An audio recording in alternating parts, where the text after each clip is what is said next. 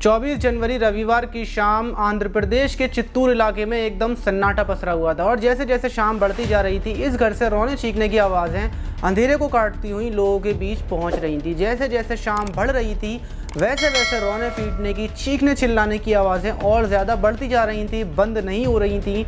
जब ये आवाज़ें मोहल्ले के लोगों के कानों में पहुंची और मोहल्ले के लोगों को लगा कुछ अनहोनी का अंदाज़ा हुआ कि वाइफ थी, उन लोगों की चीखने पुकारने की आवाज़ें इतनी तेज़ी से गूंज रही थी कि वहाँ के लोगों ने आनन फानन में पुलिस को फ़ोन किया और एक टीम मौके पर वहाँ पर पहुँची और पहुँचने के बाद घर का दरवाज़ा बजाया। घर का दरवाज़ा बजाते ही वहाँ के मुखिया पुरुषोत्तम दरवाजे पर आए और दरवाजे पर आने के बाद पुलिस को उन्होंने मना किया। वो रो रहे थे लेकिन पुलिस को वो मना कर रहे थे अंदर जाने के लिए, लेकिन पुलिस ने थोड़ी और मेहनत की और पुलिस ने थोड़ा दबाव बनाया और पुलिस अंदर जाने में कामयाब हुई। पुलिस को ज़्यादा मेहनत नहीं करनी पड़ी। पुलिस अंदर की तरफ घुसी तो पुलिस ने देखा कि पूजा घर में एक लड़की की लाश पड़ी हुई है। फिर पुलिस दूसरे वाले कमरे में गई तो उसने देखा एक लड़की की और लाश पड़ी हुई है, खून में पूरी तरीके से वो तरबतर है, खून में सन रही है, लाल कलर का कपड़ा उसके ऊपर डला हुआ है। और ये सारी चीज़ें देखने के बाद पुलिस के पैरों के नीचे से ज़मीन निकल गई। किसी भी इंसान का कलेजा बैठ सकता है ये वाली बात सुनकर कि उन दोनों लड़कियों को मारने वाले उनके माँ बाप थे और उनके माँ बाप वहाँ पर मौजूद थे। और सबसे बड़ी बात जो आपको कलेजा बैठ जाएगा बात सुनकर, लाशों को देखने के बाद जब पिता से सवाल किया तो सिर्फ पिता का जवाब इतना आया कि कलयुग का अंत हो गया है, सतयुग आते ही मेरी दोनों बेटियां जिंदा हो जाएंगी।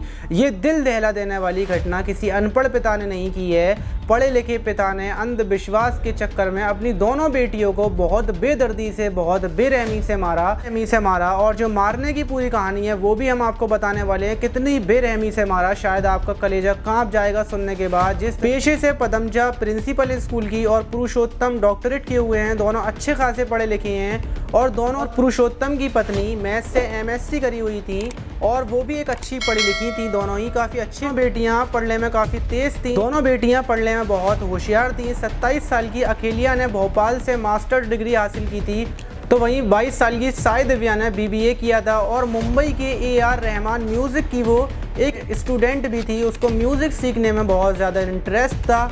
मार्च में लॉकडाउन लगने के बाद उनकी दोनों बेटियां घर वापस आ गई थी, घर पर ही रह रहे थे और सब लोग एक साथ रह रहे थे, काफ़ी खुश रह रहे थे। लेकिन माँ बाप के दिमाग में कुछ और ही चल रहा था।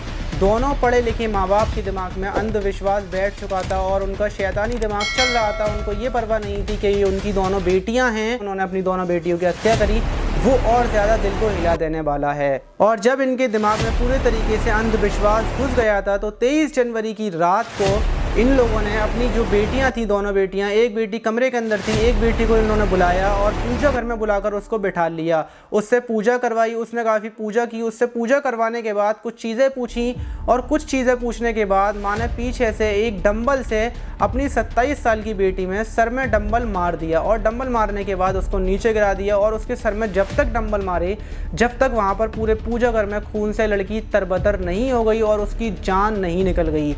और दूसरी 22 साल की साई दिव्या अपने एक रूम में बैठी हुई थी, रूम में बैठकर अपनी सिंगिंग की प्रैक्टिस कर रही थी। फिर वहाँ पर माँ पहुँचती है, पिता पहुँचते हैं, दोनों पहुँचते हैं और उसको वहाँ पर खड़ा करते हैं। उसके ऊपर एक लाल रंग का कपड़ा डालते हैं। कपड़ा डालने के बाद माँ उसके सर में भी वही डंबल मारती है जो अपनी पहली बेटी के सर में मारकर लाई थी, वही डंबल साई दिव्या के सर में मारती है और उसको वहीं पर गिरा देती है। और लाल कपड़ा उसके ऊपर डालने के बाद डंबल उसके सर में मारे जाते हैं और रूम पूरे तरीके से खून से तरबतर हो जाता है। दोनों बेटियों को मार दिया जाता है और मारने के बाद उनकी लाश के पास बैठ जाते हैं और खाना पीना जिस तरीके से वो खाते हैं वो खा रहे होते हैं। लेकिन इंतज़ार जो होता है, उनको इंतज़ार था 24 जनवरी की सुबह सतयुग लगेगा और इनकी दोनों बेटियां जिंदा हो जाएंगी, क्योंकि कलयुग 23 जनवरी को चल रहा था।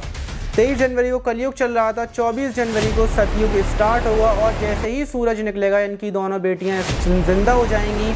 ये इस इंतज़ार में बैठे हुए थे। सुबह का इंतज़ार होता है, सुबह तक बैठे रहते हैं, नाश्ता बनाते हैं बाकायदा, बहुत खुशी के साथ खाते हैं और सोचते हैं कि इनकी दोनों बेटियां ज़िंदा हो जाएंगी। लेकिन बेटियां ज़िंदा नहीं होती हैं और जैसे जैसे पूरा दिन गुजरता रहता है इंतज़ार में कि बेटियां अब ज़िंदा होंगी, अब ज़िंदा होंगी, लेकिन बेटियां ज़िंदा नहीं होती हैं। जैसे ही शाम होना स्टार्ट होती है तब इनका रोना चीखना चिल्लाना स्टार्ट होता है और वो मोहल्ले वाले सुनते हैं और फिर पुलिस की टीम आती है।